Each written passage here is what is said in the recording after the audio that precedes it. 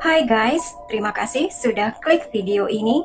Hari ini saya akan membahas kasus kriminal dari Malaysia.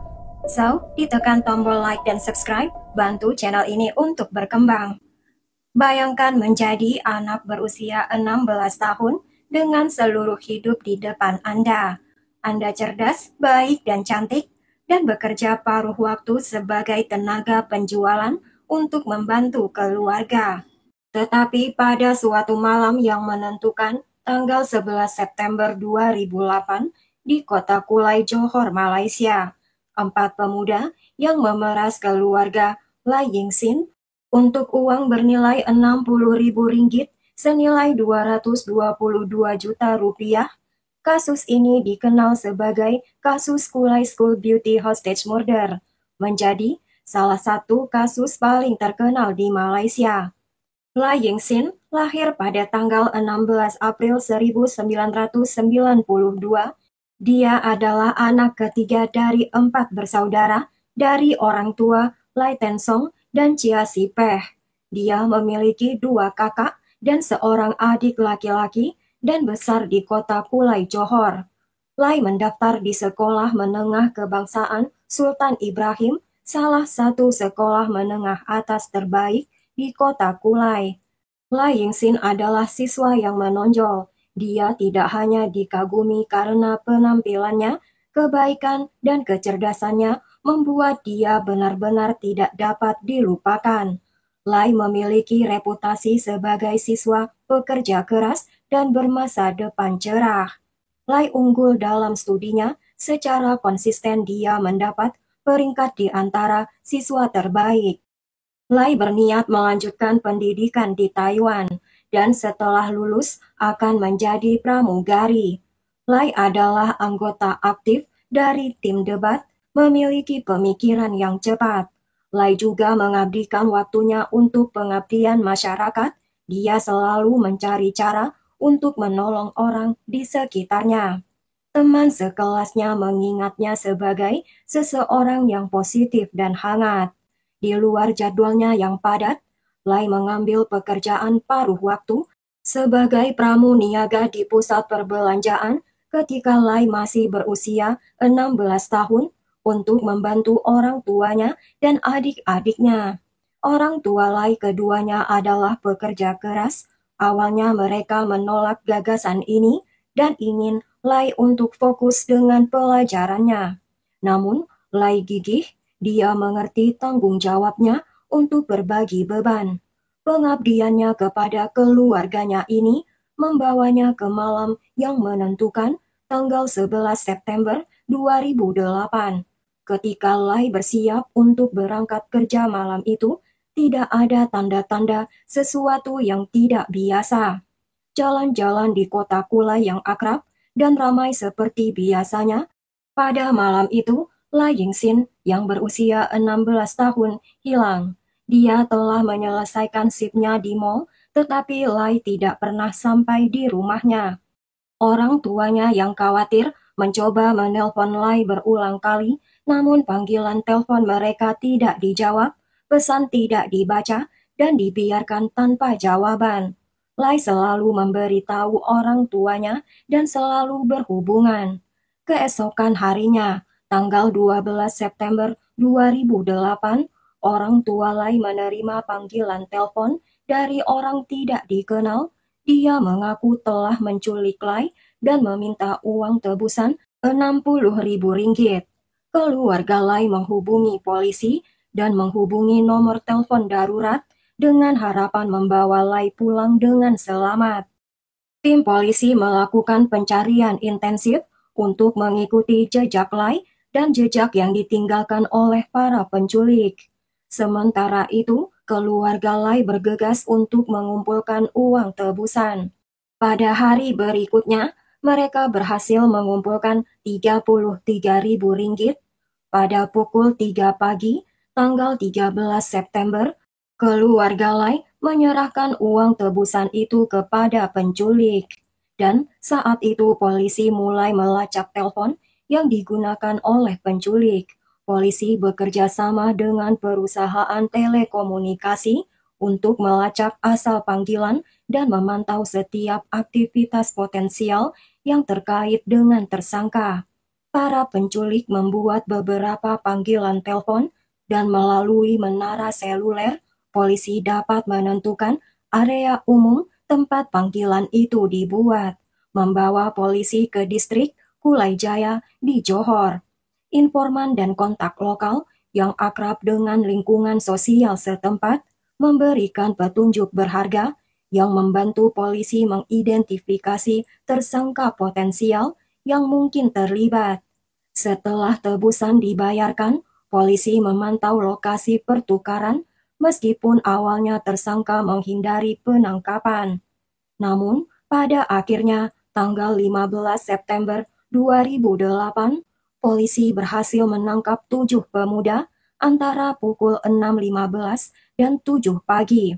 Tidak hanya tersangka yang ditangkap, tetapi uang tebusan juga dikembalikan. Setelah interogasi intensif, 3 tersangka ditemukan tidak memiliki keterlibatan dalam penculikan dan kemudian dibebaskan. Namun, 4 orang ditahan dan didakwa. Penyelidikan berubah drastis ketika kemudian terungkap bahwa keempat penculik diketahui telah dikenal oleh Lai karena mereka bersekolah di sekolah yang sama dengan korban.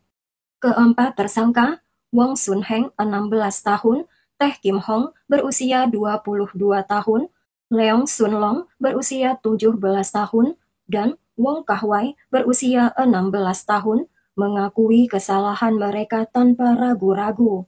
Namun terungkap pengakuan tersangka yang menyayat hati. Mereka mengaku pada polisi bahwa Lai sudah tidak lagi hidup. Harapan terakhir orang tua Lai telah hancur. Pada tanggal 17 September, mereka membawa polisi ke daerah hutan dekat Taman Putri Kulai, di mana jasad Lai ditemukan telah hangus terbakar di semak-semak terpencil. Jasad Lai setengah membusuk dan terbakar parah. Itu adalah saat memilukan untuk keluarga Lai saat mengetahui putri tercinta mereka telah meninggal. Menurut hasil autopsi, Lai telah meninggal karena sesak nafas yang dilakukan oleh pembunuh atas diri Lai sebelum Lai dibakar, mungkin untuk menghancurkan bukti. Hasil uji DNA dilakukan pada jasad Lai yang mengidentifikasi jasad hangus itu yang ditemukan di kota Kulai adalah milik Lai. Kemudian jasad Lai diserahkan pada keluarganya untuk dimakamkan. Menurut Ibu Lai, putrinya dilaporkan telah menolak ajakan romantis salah satu tersangka dan berspekulasi bahwa penculikan itu dipicu oleh penolakan Lai dan balas dendam. Pada tanggal 25 September 2008, hanya 2 minggu setelah hilangnya Lai, keempat tersangka didakwa dengan penculikan dan pembunuhan. Kecuali Teh, semua terdakwa adalah di bawah umur.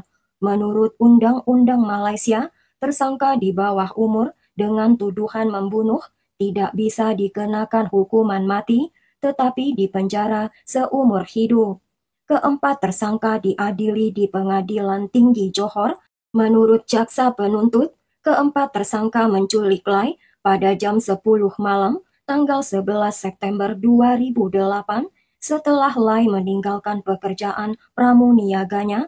Mereka kemudian melakukan kejahatan pada Lai yang menyebabkan Lai meninggal karena sesak nafas dan kemudian membakar tubuh Lai. Terungkap bahwa salah satu tersangka mengenal orang tua Lai dan dia berpura-pura terkejut dan khawatir dengan hilangnya Lai. Pelaku dengan sengaja bersama orang tua Lai selama beberapa waktu untuk mengetahui situasi perkembangan pencarian Lai dan membujuk orang tua Lai untuk membayar uang tebusan dan meyakinkan keluarga Lai bahwa Lai akan kembali dengan selamat. Selama persidangan, hakim meninjau bukti dan menyimpulkan bahwa tidak ada cukup bukti untuk menghukum salah satu tersangka, Wong Kah Wai, yang berusia 16 tahun, atas tuduhan pembunuhan dan penculikan. Akhirnya, Wong Kah-wai dibebaskan sepenuhnya pada tanggal 25 November 2010.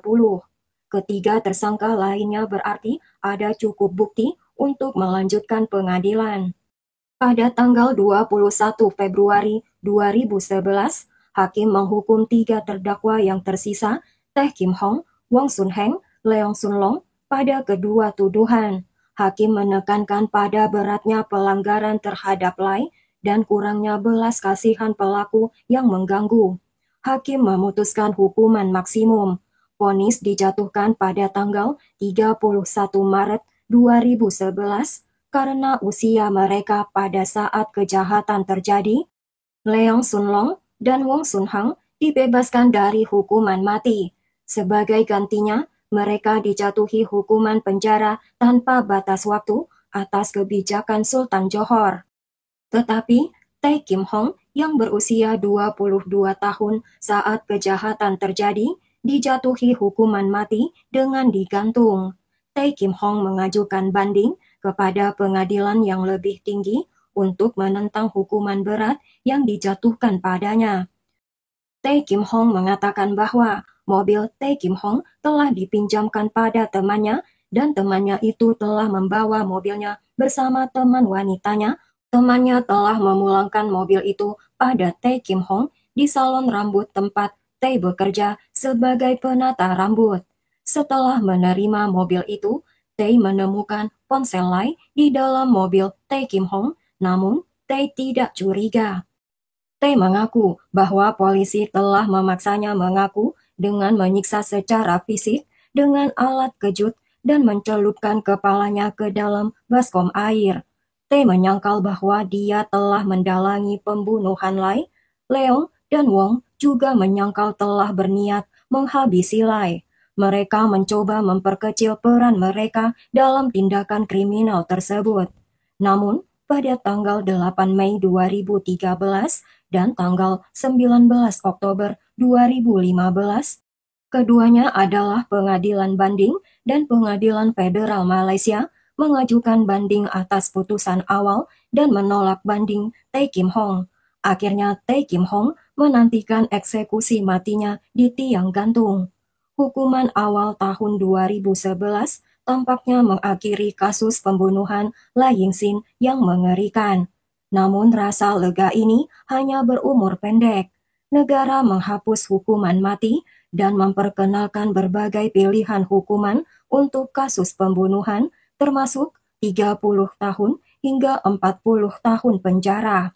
Ini berarti semua individu yang dijatuhi hukuman mati di Malaysia diberi kesempatan untuk mengajukan banding untuk mengurangi hukumannya. Setelah 12 tahun dalam hukuman mati, ketiga tersangka mengajukan peninjauan ulang. Selama persidangan, pengacara Tae mengklaim bahwa kliennya menyesal dan pembunuhan itu tidak dilakukan dengan niat dingin. Dalam pernyataannya yang mengerikan, pengacara tersebut mengatakan bahwa kematian Lai sudah terlalu lama dan hampir menghilangkan bukti. Pernyataan ini membuat marah banyak orang. Pengadilan Federal yang meninjau kasus Tae akhirnya memutuskan menggantikan hukuman mati dengan hukuman 40 tahun penjara dan 17 cambukan rotan untuk alasan yang tidak diungkapkan pada publik. Bagi keluarga Lai, keputusan ini merupakan pukulan berat. Mereka takut mereka berpotensi menjadi target bila terdakwa dibebaskan, mengingat tidak satupun dari tersangka menunjukkan penyesalan selama persidangan. Keluarga Lai secara aktif mencari jalur hukum untuk mengajukan banding atas hukuman yang direvisi dan mendorong diterapkannya hukuman mati. Hingga saat ini, Tae hanya perlu menjalani hukuman 24 tahun penjara sebelum dia bisa dibebaskan pada bulan September 2048 pada usia 62 tahun. Walaupun dia bisa dibebaskan dengan pembebasan bersyarat setelah sekurang-kurangnya 2/3 dari hukumannya karena dia berkelakuan baik. Sampai di sini dulu kasus ini guys. Bila suka ceritanya, berikan subscribe, like dan tekan loncengnya untuk cerita yang lain.